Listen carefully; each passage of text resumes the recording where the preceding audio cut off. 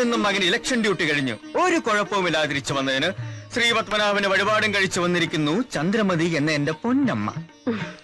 എന്തൊരു സ്നേഹമേ മോനോട്. കണ്ടല്ലേ, ആണായിട്ടും പെണ്ണായിട്ടും ദൈവം ഒന്നിനെ തന്നിട്ടുള്ളൂ, അതുകൊണ്ടാ. എങ്കിൽ അമ്മയ്ക്കൊരു മോള് കൂടി വരാൻ പോകുന്നു.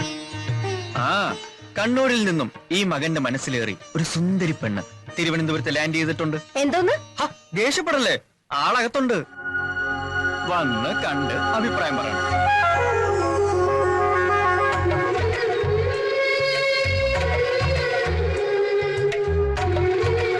എങ്ങനെയുണ്ട്? അമ്മയുടെ അനുഗ്രഹത്തോടെ ഞാൻ ഇവളെ ഇങ്ങോട്ട് കൊണ്ടുവരാൻ പോവാ. മതി, എനിക്കൊന്നും കേക്കണ്ട, കുറച്ച് കൂടുന്നുണ്ട് നിനക്ക്. അയ്യോ, അവിടെ നിക്ക്. അമ്മയിൽ നിന്ന് എന്തെങ്കിലും ഈ മകൻ ഇതുവരെ ഒളിച്ചു വെച്ചിട്ടുണ്ടോ? ഇല്ല. എന്തെങ്കിലും പേര് ദോഷം ഉണ്ടാക്കിയിട്ടുണ്ടോ? ഇല്ലേ ഇല്ല. നന്നായി പഠിച്ചു, നല്ല പ്രായത്തിൽ തന്നെ ഒരു വെറ്റിനറി ഡോക്ടറായി ജോലിയും മേടിച്ചു. ഇനി മരിച്ചുപോയ എന്റെ അച്ഛന്റെ അവസാന ആഗ്രഹം ഈ മകന് സാധിച്ചു കൊടുക്കണം.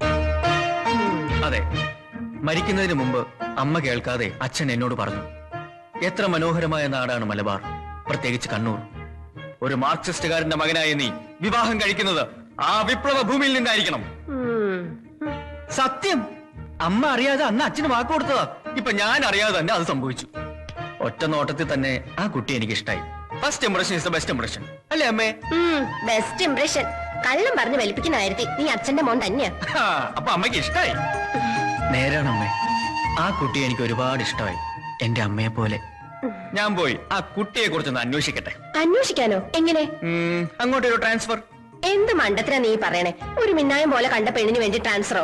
നീ അവിടെ ചെല്ലുമ്പോ ആ കുട്ടിക്ക് നിന്നെ ഇഷ്ടപ്പെട്ടില്ലെങ്കിലോ? ഇഷ്ടപ്പെടണം, ഇഷ്ടപ്പെടുത്തണം. പേടിക്കണ്ട, എപ്പോ അമ്മയ്ക്ക് മോനെ കാണണമെന്ന് തോന്നുന്നു അപ്പൊ ഞാനിവിടെ എത്തും. രാവിലത്തെ ട്രെയിനിന് കണ്ണൂരിൽ നിന്ന് കയറിയാൽ രാത്രി അത്താടും ഇവിടെ തിരുവനന്തപുരത്ത്. എപ്പടി? അതിന് പെട്ടെന്നൊരു ട്രാൻസ്ഫർ എങ്ങനെ കിട്ടാനോ?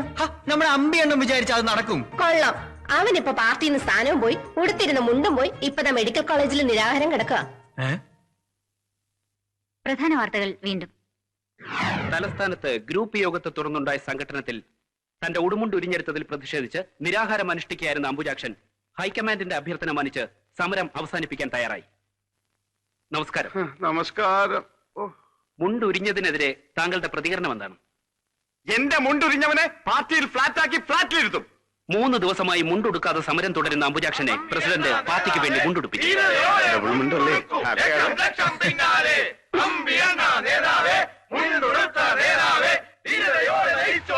ലക്ഷം പിന്നാലെ,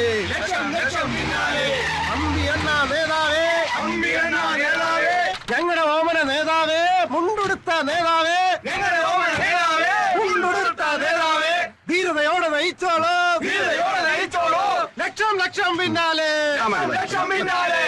പ്രിയപ്പെട്ട എന്റെ സഹപ്രവർത്തകരെ, എനിക്കൊന്നേ പറയാനുള്ളൂ. ഇന്ന് എന്റെ മുണ്ട് ഊരിയെങ്കിൽ നാളെ നിങ്ങളുടെ അണ്ടർവെയർ ഊരുമെന്ന് ഞാൻ പ്രസ്താവിക്കുന്നു. മതി മതി, ഇനിയിപ്പോ എല്ലാവരും സ്വന്തം വീട്ടിൽ പോയി ആഹാരം കഴിച്ചിട്ട് വാ, ഞാൻ ഒന്ന് വിശ്രമിക്കട്ടെ. അപ്പൊ ഊണില്ലേ, ഒന്ന് പോടെ. ചേച്ചമ്മേ, എന്തെങ്കിലും കഴിക്കാനെടുക്ക്. ആ, ഇതാര്? കുട്ടി സഖാവോ? ഇലക്ഷൻ ഡ്യൂട്ടിയൊക്കെ കഴിഞ്ഞ് എപ്പ എത്തി? കയ്യ്, കാല്, കണ്ണ്, മൂക്ക്, നാക്ക് ഫുൾ ബോഡി ആയിട്ടാണോ തിരിച്ചെത്തിയിരിക്കുന്നത്? ചേച്ചിയമ്മയുടെ ഒരു ഭാഗ്യം. അല്ല, എത്ര പേരവിടെ കാഞ്ഞു? അവിടെ ഒരു കുഴപ്പമില്ല. കണ്ണൂരെ റിസൾട്ടൊക്കെ അറിഞ്ഞല്ലോ അല്ലേ? അറിഞ്ഞു, നിങ്ങളുടെ പാർട്ടി ജയിച്ചു. ചുമ്മാതല്ല, കള്ളോട്ട് ചെയ്തിട്ടില്ലേ? അനാവശ്യം പറഞ്ഞോണ്ടല്ലോ, ഒരു ഒറ്റ കള്ളവോട്ട് അവിടെ വീണിട്ടില്ല. അത്രയ്ക്ക് സത്യസന്ധമായിട്ടാണ് ഞങ്ങൾ ഡ്യൂട്ടി ചെയ്തത്. കണ്ണൂരിലെ കാര്യം അങ്ങോട്ട് വിട്. ബംഗാള് എന്തിന് ചൈന കള്ളോട്ടിന്റെ പെരുന്നാളായിരുന്നില്ലേ? ചൈനയിൽ വോട്ടിംഗ്. മതി മതി, നിർത്ത്. ഇതൊരു നിയമസഭയല്ല. കറക്റ്റ്, അങ്ങനെ പറ ചേച്ചി. നിന്നോട് കൂടി തന്നെ പറഞ്ഞത്. കുഞ്ഞേട്ടൻ ഉണ്ടായിരുന്നപ്പോ ആ മുഖത്ത് നോക്കി എന്തെങ്കിലും പാർട്ടിക്കാരി ഇവിടെ സംസാരിച്ചിട്ടുണ്ടോ നീ? അതെങ്ങനെ സംസാരിക്കാനാ? പാർട്ടി കളിച്ച് വീട്ടുകാർ ഉപേക്ഷിച്ചപ്പോ എനിക്കൊരു ജീവിതം തന്ന സഖാവ് കുഞ്ഞേട്ടനല്ലേ? ആ, അത് ഓർമ്മയുണ്ടായിരുന്നാ മതി. വന്നു വല്ലതും കഴിക്കാൻ നോക്ക്. അല്ല അമ്പി, നിനക്ക് പ്രായം ഇത്രയായില്ലേ? ഇപ്പോഴത്തെ ഈ തമ്മിലടി രാഷ്ട്രീയം കൊണ്ട് നിങ്ങളെ പോലുള്ളവർക്ക് വല്ല ഭാവിയുണ്ടോ? പേരിനൊരു ഗ്രൂപ്പ്, കൂടെ കുറച്ച് ഗുണ്ടകളുണ്ടെങ്കിൽ ഭാവി ജീവിതം ഭദ്രം. കൂടാത്തതിന് എന്റെ പ്രകടനങ്ങൾ ടിവിയിൽ കണ്ട് ഒരു ആക്ഷൻ ഡയറക്ടർ അന്തം വിട്ട് ചിരിച്ച് അദ്ദേഹത്തിന്റെ പുതിയ പടത്തിൽ കോമഡി വില്ല എന്ന കരാർ ചെയ്തിരിക്കുകയാണ്. അപ്പൊ ഇനി കതറ് വിട്ട് ശുപാർശക്കായി സെക്രട്ടേറിയറ്റിലോട് ചെന്ന അവന്മാര് ചവിട്ടി പുറത്താക്കും. നോക്കിക്കോ, അണ്ണന്റെ വരുമാനവും സെക്രട്ടേറിയറ്റിൽ പിടിപാടും ഇതോടെ ക്ലോസ്. ഞൊട്ടും. ഏതവൻ ഭരിച്ചാലും സെക്രട്ടേറിയറ്റിന്റെ തീറാധാരവി അമ്പയണ്ണന്റെ കയ്യിൽ തന്നെ. തെളിയിക്കണോ? ആ, വേണം. എങ്കിൽ 24 മണിക്കൂറിനകം എനിക്കൊരു ട്രാൻസ്ഫർ ഒപ്പിക്കണം. ട്രൗസറോ? ഓ, ട്രൗസർ അല്ല, ട്രാൻസ്ഫർ. ട്രാൻസ്ഫറാ? കണ്ണൂരേക്ക്. എന്റെ അമ്മോ ചുടുകാട്ടിലേക്ക് വേണോ ഒപ്പിച്ചേരാം പക്ഷെ കണ്ണൂരിലേക്ക് പറ്റില്ല. നടക്കോ ഇല്ലയോ ഇപ്പൊ അറിയണം. വെല്ലുവിളിയാണോ? എങ്കിൽ നടക്കും. സ്വന്തക്കാരനാണെങ്കിലും നിന്നെ വിശ്വസിക്കാൻ കൊള്ളില്ല. നീ മറ്റേ പാർട്ടിയാ. അപ്പൊ കണ്ണൂരിലേക്ക് ഒരു ട്രാൻസ്ഫർ ഏറ്റു. എനിക്ക് ട്രാൻസ്ഫർ കിട്ടിയേ.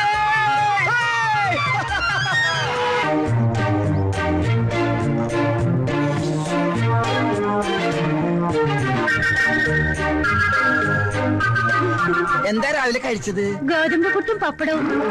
പശുവോ? പശുവല്ല, ഞാൻ. അത് ശരി. തന്റെ കാര്യമല്ല, പശുവിന്റെ കാര്യമാണ് ചോദിച്ചത്. 2 ദിവസമായിട്ട് തീറ്റയില്ല കുടിയില്ല. കല്യാണം കഴിഞ്ഞതാ? പശുവിന്റെയാ?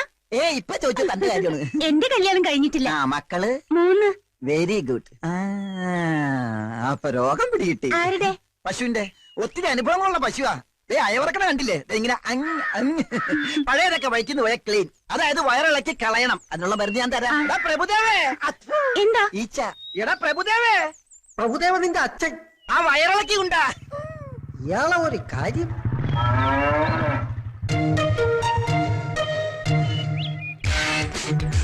പ്രഭുദേവ ചേട്ടോ, ഡോക്ടർ വിളിച്ചത് കേട്ടില്ലേ? മോർണിംഗ് വന്നേടാ. പ്രഭുദേവ നിന്റെ അച്ഛൻ നിന്റെ അമ്മയുടെ മടിയിലിരുത്തിയാണോ എനിക്ക് പേരിട്ടത്? ആണി രോഗം കാരണം കാല് നിലത്ത് കുത്താൻ വയ്യ. അപ്പോഴാ അവന്റെ ഒരു വയറിളക്കി. എന്താ ഇത്? വയറിളക്കി കൊണ്ടുവരാൻ പറഞ്ഞപ്പോ ഞാൻ ആ ചെവരി പിറ്റിയായിരുന്നു വയറിളക്കി കൊണ്ടുവന്നു. ഇനി ഇത് വെച്ച് എന്താണാവോ ചികിത്സ? അതിനെ ഷോക്കടിപ്പിച്ച് കൊല്ലുവോ? മൃഗങ്ങളുടെ മുന്നിൽ വെച്ച് എന്നെ തല്ലരുതെന്ന് ഞാൻ പറഞ്ഞിട്ടില്ലേ? രോഗികളായി എന്റെ മൃഗങ്ങളുടെ മുന്നിൽ വെച്ച് എന്നെ ആക്ഷേപിക്കുന്നത് ഞാൻ പറഞ്ഞിട്ടുള്ള പട്ടി.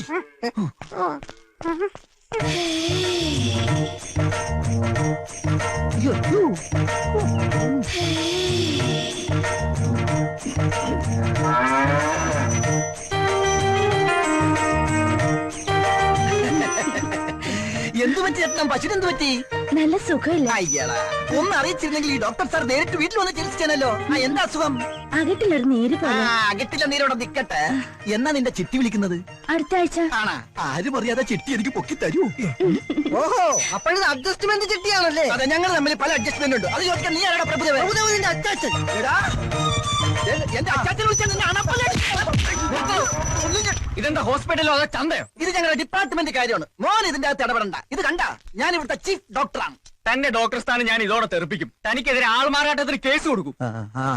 ആൾമാറാട്ടോ? അതെ, കമ്പൗണ്ടർ സുശീലൻ ഡോക്ടർ വേഷം കെട്ടി ഡിപ്പാർട്ട്മെന്റിനെ ചീറ്റ് ചെയ്തു. പ്രഭുദേവ എന്ന അപരനാമത്തിൽ അറിയപ്പെടുന്ന അറ്റൻഡർ ചന്ദ്രപ്പൻ അതിന് കൂട്ടുനിന്നു. അങ്ങനെ ഒരു സംഭവമേ ഇവിടെ നടന്നിട്ടില്ല. അതുപോട്ടെ, താനാരാ ഇതൊക്കെ ചോദിക്കാനായിട്ട്? ഞാനിവിടെ ചാർജ് എടുക്കാൻ വന്ന പുതിയ ഡോക്ടറാണ്. ഞാൻ അറിഞ്ഞില്ല കൊച്ചു ഡോക്ടറെ. അപ്പൊ അകിടിന്റെ കാര്യം? അകിട് മണ്ണാങ്കട്ട പാലിന് തീ പിടിച്ച